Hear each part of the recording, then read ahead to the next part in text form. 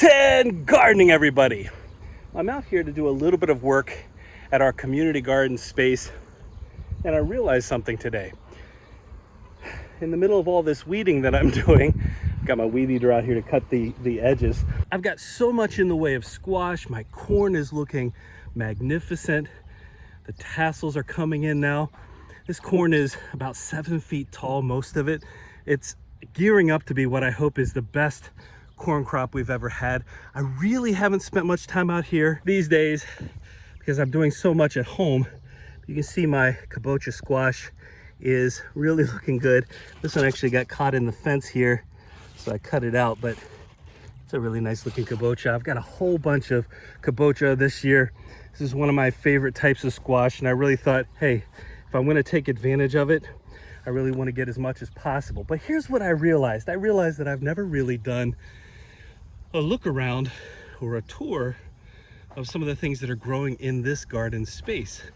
Even though I've been here now, this is year number 4, I believe. So I thought I'd do a little walk around today and check out some of what other people are growing. So I'm gonna take a break from the weeds and do a little walk. One thing I really wanna see is if anybody's having better luck than I am. This is my broccoli.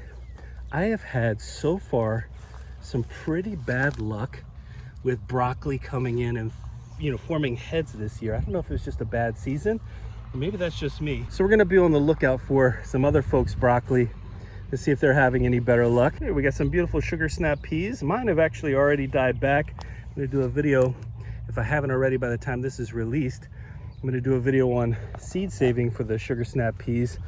But this garden has some of our favorites. You see the kale, see Brussels sprouts that look like they're about the same pace or about the same distance along as mine.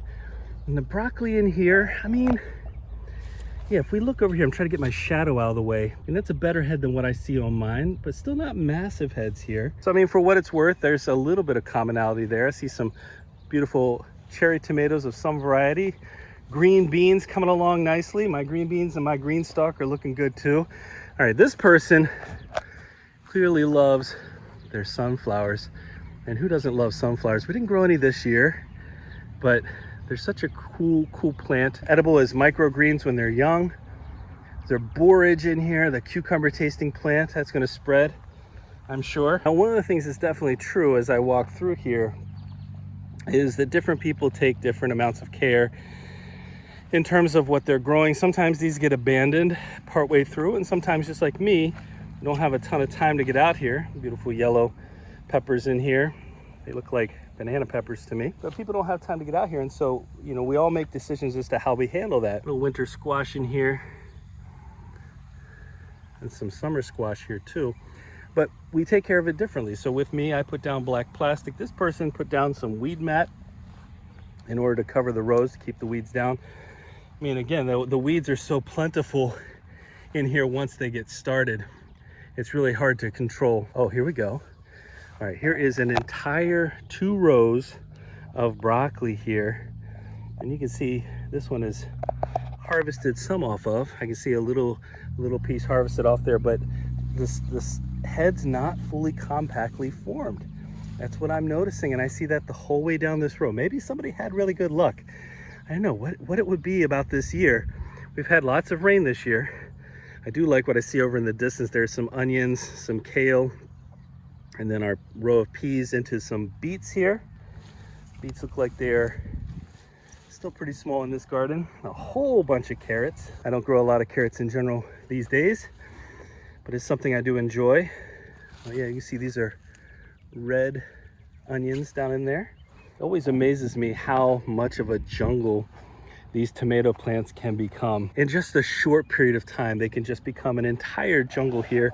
Some kale that's been harvested. You can see the harvesting of the leaves off the bottom. It just keeps growing up. It's a really great plant in this area. I do not know what this is. I'm gonna get in kind of close. If anybody knows what this is, you let me know in the comments. I have no idea what this plant is. It's clearly, or it looks to me to be clearly going to seed. There are little pods along the edge here. I don't know what that is. Yeah, so if you know in the comments, let me know. All right, some cauliflower here. Cauliflower seems to be struggling in here a little bit. The celery is not though in this plot. This plot has lots of celery, the dill, which is going to seed, squash, tomato. You can see some commonalities here in what people are growing. This looks like bok choy. So we got bok choy, Swiss chard. Look at the beautiful stems on that Swiss chard. Some fantastic looking cabbage. Oh, wow, doesn't that look good? Those are gonna be fantastic. But you see the common vegetables here. For those of you that aren't familiar with gardening in Zone 5 or gardening in Wisconsin, I mean, a lot of garden staples for sure. These are bell peppers. I'm imagining they're California Wonder, although I don't know for sure. The cabbage in here looking great. Again, the green cabbage, much bigger than the purple cabbage. We're growing a little bit of both at home, but definitely the cabbage looking fantastic, about ready to harvest. Yeah, you're gonna see a lot of common vegetables here. You got big 5, big 6, 7 vegetables that people are growing just because they perform so well. Also, I mean, they're obviously very tasty. Here, I'm going to show you something really quickly before I move to anybody else's plot. So for a full-size plot like we have, it's $70 for the year. But you can get a free plot on the exterior of the garden if you want to grow pollinator attracting flowers. I think that's a really good idea too. So we have people who come along, plant the exterior. They don't pay anything for it, but they grow things like these zinnias here in order to bring in more pollinating insects. That's absolutely wonderful. Great decision by the people that run this place. All right, we got some zucchini in here. Love a little summer squash, a little zucchini. It looks like one of the plants here is maybe getting hit by the borer. I'm getting hit by the mosquitoes. I thought I waited long enough the day to go by. Whoa, look at these beauty tomatillos. Wow, don't they look good? And I hear some bees down in here. I hear a jet over top. Wow, those look great. Oh look, so this person ringed their plot with tomato plants. And then the interior has squash, beautiful lacinato kale. It's a dark bluish purple almost. And then, oh my goodness, look at that kale. That's like a picture perfect plant there. And one thing I've noticed this year, a lot of people definitely still are putting fencing around the exterior of their plots, and I certainly did that for mine. But there are also quite a few people who are deciding not to put fencing around, and it doesn't look like their plants are overly disturbed, which is interesting because we definitely have tons of rabbits out here for sure. I also noticed with these onions, like this one's going to seed right here. I wonder how many people bring out their onions started from seed, how many people bring out their onions started from sets or starts. You know, that's an interesting question to me. This person's got the row covers down. I can imagine how nice everything looks underneath here, but look at these onions.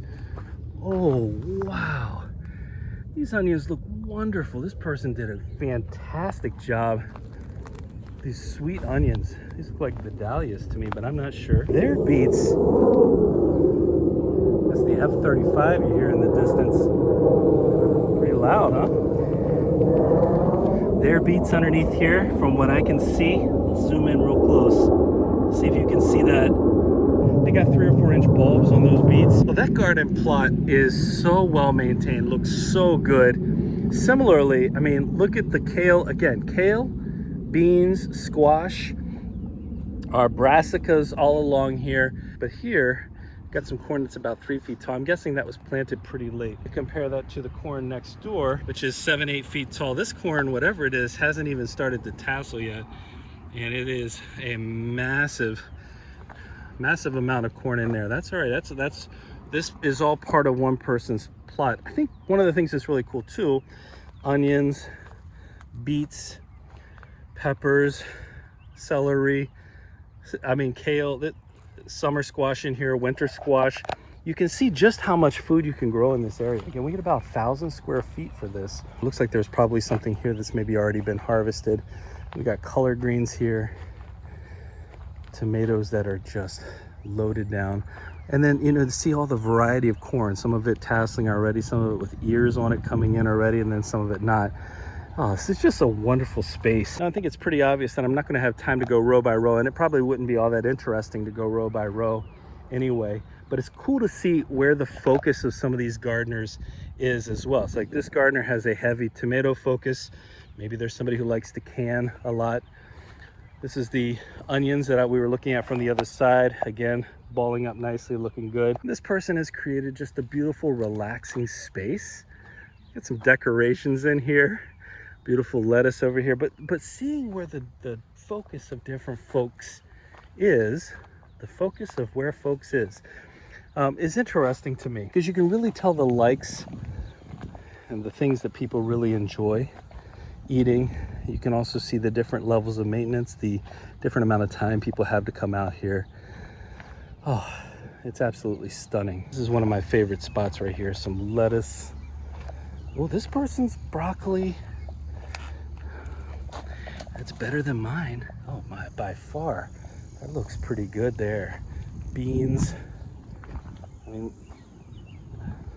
oh wow. Look at the Brussels sprouts. Let me get in here real close. Look at the Brussels sprouts on these plants. So this person's Brussels sprouts didn't grow up real tall, but they got really nice looking sprouts on there. Far beyond anything I have right now. All right, we're gonna go ahead and head back over to my plot. This place is so cool. Boy, seeing all the different structures and ways people are working with the various vegetables. I absolutely love it out here. And there's no judgment here from me in any way, shape, or form in terms of performance, decisions other people make, not at all. I just appreciate the fact that people are out here trying to garden. I mean, we all have things that work for us and we all have things that don't work so well for us. It's just amazing to me to see what everybody's growing out here. I know this is kind of a different video because I'm touring other people's gardens, and I haven't done that since our trip into Europe, our trip through Canada. But I really hope you enjoyed today's video, and I hope that you're inspired to get out there and garden as much as possible. All right, folks, hope you enjoyed today's video.